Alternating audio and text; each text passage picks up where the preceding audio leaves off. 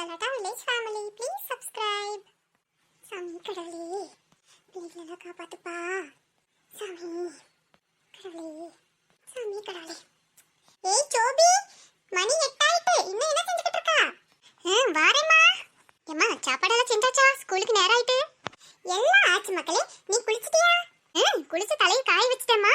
அம்மா சுபி எங்கம்மா? காலையில இருந்து ஆளையே காணோம். அவன் நேரமே போயிட்டான். மக்களே, இந்த மாசமே ஆடி மாசம். கறி புளி எதுவும் தின்னக்கூடாது. நீ உன் ஃப்ரெண்ட்ஸுக்கு அதை கொடுத்தாலும் இதை கொடுத்தாலும் தின்னலாத. சரிம்மா, அதெல்லாம் நான் பாத்துக்கிறேன் பிள்ளைங்க அதை கொடுத்தாலுங்க இதை கொடுத்தாலுங்க தின்னுட்ட. அவ்வளவுதான் சொல்லிட்டேன். கறி புளியெல்லாம் இந்த மாசம் சாப்பிட்டா நம்ம குடும்பத்துக்கே ஆவாது, ஞாபகம் இருக்கட்டும். சரிம்மா. எம்மா சுபி கிட்ட சொன்னியா? அவனுக்கு அதெல்லாம் தெரியும் மக்களே. நீ சின்ன பிள்ளை, விவரம் அறியாம இருப்ப. அதனாலதான் உனக்கு ஒரு தடவைக்கு 4 தடவை சொல்லுறது. அவன் பெரிய பிள்ளை பாத்தியா? அதெல்லாம் அவன் பாத்துக்கிடுவான். நீ கிளம்பு. சரிம்மா. இல்லை சுபி, டெஸ்ட் தான் நடந்துக்கிட்டு இருக்கு. மதியானம் எங்கேயும் சாப்பிட போலாமா? ஐயோ, மேம்க்கு தெரிஞ்சா தோலை உடிச்சு போடுவாங்களே. இல்லை ஜெகா, எனக்கு வாயே செத்து போச்சுல. ஆடி மாசம் கறி புளி ஒன்றும் சாப்பிடக்கூடாதுன்ட்டு எங்க வீட்டுல கட்டி வச்சிருக்காவல. என்னல சொல்லிய? எங்க வீடு உங்க வீட்ல தான் அதெல்லாம் கரெக்ட்டா கடைபிடிப்பாவ. இன்னும் ஒண்ணு சொல்லலன்னு சொல்லுவ. ஆமல, ஒண்ணுமே சொல்லலையே. அப்படி ஏதாவதுனா எங்க அம்மா ஒரு தடவைக்கு 4 தடவை கத்தி கத்தி சொல்லிப்பாவளேல. அது என்னமோல, எங்க வீட்டுல கடை பிடிச்சி 10 நாளைக்கு மேல ஆகுதுல. கறி புளி ஒன்றும் திங்காம எப்படியோ இருக்குல்ல.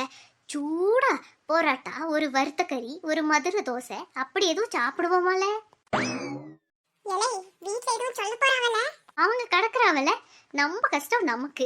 எதுவும் செஞ்சு போய் வாங்கிட்டு வந்துருவோம்ல. ஏலே, பிள்ளைங்க கிட்ட எல்லாம் சொல்ல வேண்டாம். மேம் உருட்டி கிருட்டி கேட்டாளுங்கன்னா அவளுக்கு எல்லாத்தையும் சொல்லிவிடுவாளுங்க. நம்ம அப்படியே மெதுவா போயிட்டு வந்துருவோம். ஏலே, கேட்ட தாண்டறதுக்கே 1008 காரணம் சொல்ல வேண்டி இருக்குல. இதுல எங்க இருந்து என்னன்னு சொல்றது? எதையாவது சொல்லுவோம்ல. நீ பேசாம தலைவலின்னு சொல்லிரல. தலைவலி எல்லாம் ஒரு பெரிய விஷயமால ஜெகனே. இல்லல சுபி, தலை சுத்துற மாதிரி இருக்கு, வாந்தி வர மாதிரி இருக்குன்னு சொல்லிரு. டெஸ்ட் நடந்துட்டு இருக்கிறதுனால பிள்ளைங்க படிப்பு போயிரும்னு ஹாஸ்பிட்டலுக்கு அவங்களே அனுப்பியிருப்பாவ. ஆமல சுபி, நீ இரு. மேம் வந்ததுன்னு நான் போய் சொல்லி கூட்டிட்டு வாரேன். ஆமல, நீ அப்படியே படுத்து கடல சீக்கிரம்ல.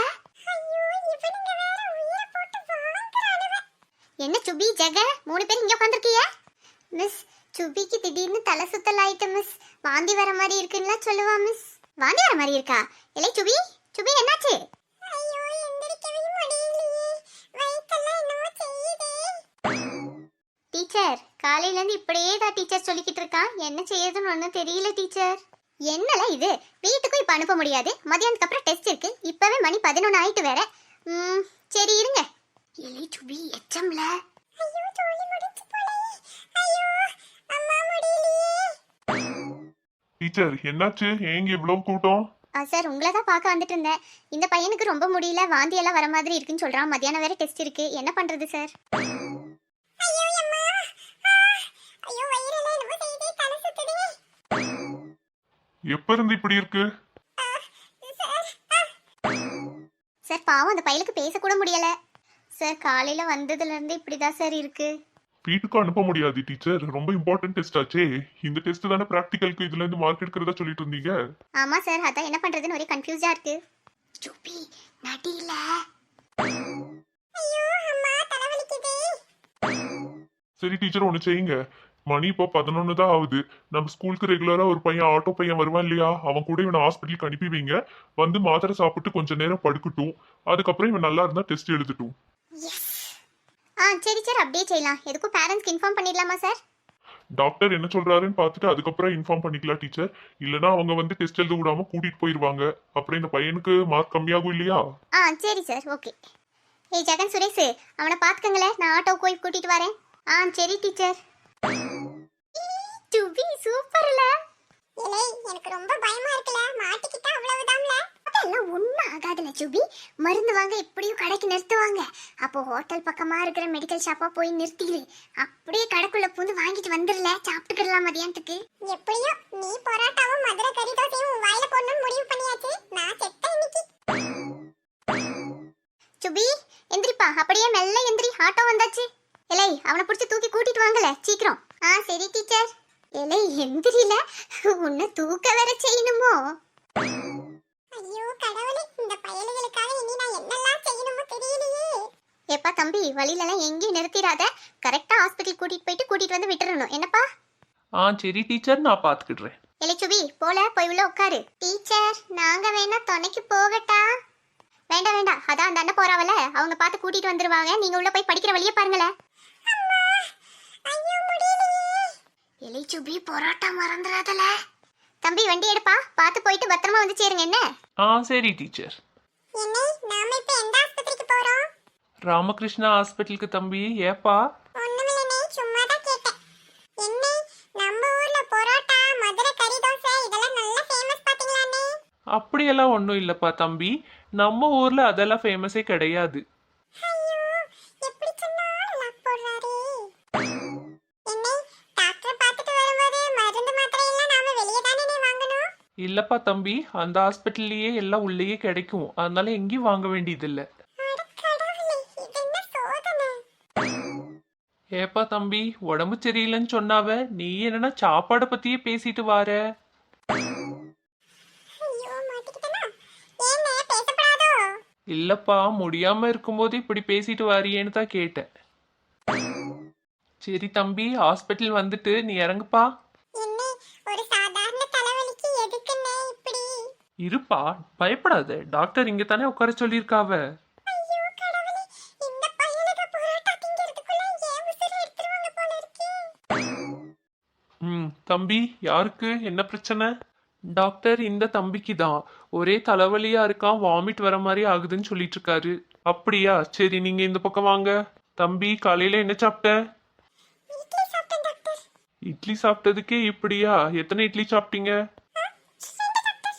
2 எல்லாம் போதுமாப்பா உன் வயசுக்கு? நல்லா 4 இட்லி சாப்பிடணும். காலையில சாப்பாடு தான் உடம்புல ஒட்டும், அதனாலதான் இப்படி. ஒன்றும் இல்ல, உடம்புல தண்ணி கம்மியாயிருக்கு, அதனாலதான் இந்த மாதிரி ஆகுது. என்னப்பா? ஓ, அப்படியா? நிறைய தண்ணி குடிங்க, காலையில சாப்பாடு நல்லா சாப்பிடுங்க. ஊசி போடலாமா இல்ல மருந்து கொடுத்துடலாமா? ஊசியெல்லாம் வேண்டாம் டாக்டர், மாத்திரையே போதும். சரி சரி, மாத்திரை எழுதி தாரேன், அதை 3 வேளைக்கு கரெக்டா சாப்பிடுங்க. 2 நாளைக்கு அப்புறம் வந்து மறுபடியும் என்ன பாருங்க. என்ன? நீங்க வாங்க, உங்ககிட்ட மருந்து எழுதி தாரேன். தம்பி, இரு வந்துடுறேன். ஐயோ கடவுளே, இல்லாத வியாதிக்கு நான் எதுக்குடா மறுபடியும் 2 நாளைக்கு பிறகு வரணும்? தம்பி வா, போக சொல்லிட்டாங்க, போகலாம். சரிண்ணே.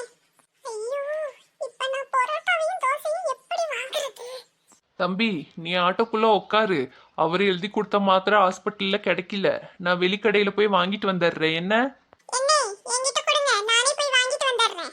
ஐயோ வேண்டப்பா, டீச்சருக்கு தெரிஞ்சா திட்டுவாங்க. நீ உள்ள உட்காரு, தலைகீழ சுத்தி விழுந்துட்டா வம்பு. அதெல்லாம் ஒண்ணுமில்லைனே, இப்ப நான் நல்லா தான் இருக்கேன். டாக்டர்ட்ட பார்த்து பேசின பாத்தீங்களா? அப்புறமே நான் சரியாயிட்டேன். என்கிட்டயே கொடுங்க, நானே வாங்கிட்டு வந்துடுறேனே. எனக்கு தண்ணி குடிக்கணும் போல இருக்கு. இப்ப வந்துடுறேனே, இங்கே இருங்க. என்ன இந்த பையன் இவ்வளவு நேரம் மூஞ்ச ஒரு வாட்டமா வச்சுட்டு இப்ப சிரிச்சுட்டே போறான். என்னப்பா டாக்டர் பார்த்தாச்சா? பார்த்தாச்சு டீச்சர். உடம்புல தண்ணி குறைவா இருக்கான், அதனால தான் அந்த மாதிரி ஆயிருக்குன்னு மாத்திரை எழுதி கொடுத்துருக்காவ. மத்தபடி வேற ஒன்றும் சொல்லல. காலையில டிஃபன் நல்லா சாப்பிட சொல்லியிருக்காவ டீச்சர். நான் அப்பவே நினைச்சேன், இந்த பையன் மூஞ்சி ஒரு வாட்டமா இருக்கும் போதே எனக்கு தெரியும் உடம்புல தண்ணி இல்லைன்னு. சுபி, என்னல உனக்கு? உங்க அம்மா அப்படி ஒண்ணு விழுந்து விழுந்து கவனிக்கிறாவ, ஒழுங்கா சாப்பிட்டு வர தெரியாதா? சரி சரி, போவுல. சரி டீச்சர். தம்பி, நீ உள்ள போய் ஹெட் மாஸ்டர் பாருப்பா. அப்புறம் வழியில எங்கேயாவது இறங்குனீங்களா? இல்ல டீச்சர், ஹாஸ்பிட்டலுக்கு போயிட்டு மருந்து வெளியில வாங்கிட்டு உடனே நேரா இங்கதான் வரோம். சரிப்பா, நீ நம்பிக்கையான பையன் தான், நான் உன் கூடவே அனுப்பியிருக்கேன். சரி சரி, நீ போய் எச்சம பாரு. சரி டீச்சர். என்ன இது? இந்த சுபி பையன் நின்னுட்டு போன இடமே ஒரே பரோட்டா குருமா வாசனை அடிக்குது. ஏதாவது ஹோட்டல் கீட்டில் போயிருப்பாவளோ? சேச்சே, இருக்காது. என்னல சுபியை இன்னும் காணோம்? வருவான் இருல. சுபி வந்துட்டியால? என்னல பார்சலையே காணோம்? வாசலே டீச்சர் நின்னுட்டு இருந்தாவல, எப்படி கொண்டு வரது? பிறகு நான் வார வழியிலேயே நம்ம வெளியில இருக்க பெட்டி கடையில கொடுத்துட்டு வந்துட்டேன்ல. அந்த அண்ணா இறங்கும் போது உடனே ஓடிட்டு வந்துட்டோம்ல, மதியானம் போய் வாங்கிக்கலன்னா. சூப்பர்ல சுபி. அப்படியே நான் வீட்டுக்கு ஒரு பார்சல் வாங்கினேன்ல. உங்க அம்மா திட்ட போறாவல? இல்லல, அப்படி சாப்பிடலன்னா எங்க அம்மா என்கிட்ட சொல்லிருப்பாவல. என் தங்கச்சியும் அம்மையும் விட்டுட்டு சாப்பிட ஒரு மாதிரி இருந்துச்சுல, அதனால தான் அவங்களுக்கு சேர்த்து வாங்கிட்டு வந்துட்டேன். எம்மா எம்மா எம்மா, பிள்ளை வரவானே வாசல்ல வந்து நிக்கலாம்னு இருக்காமா உனக்கு? ஏல, என்னைக்கு இல்லாம இன்னைக்கு இந்த பேச்சு பேசிட்டு வர? அம்மைக்கு ஏதாவது வச்சிருக்கியோ? பிறகு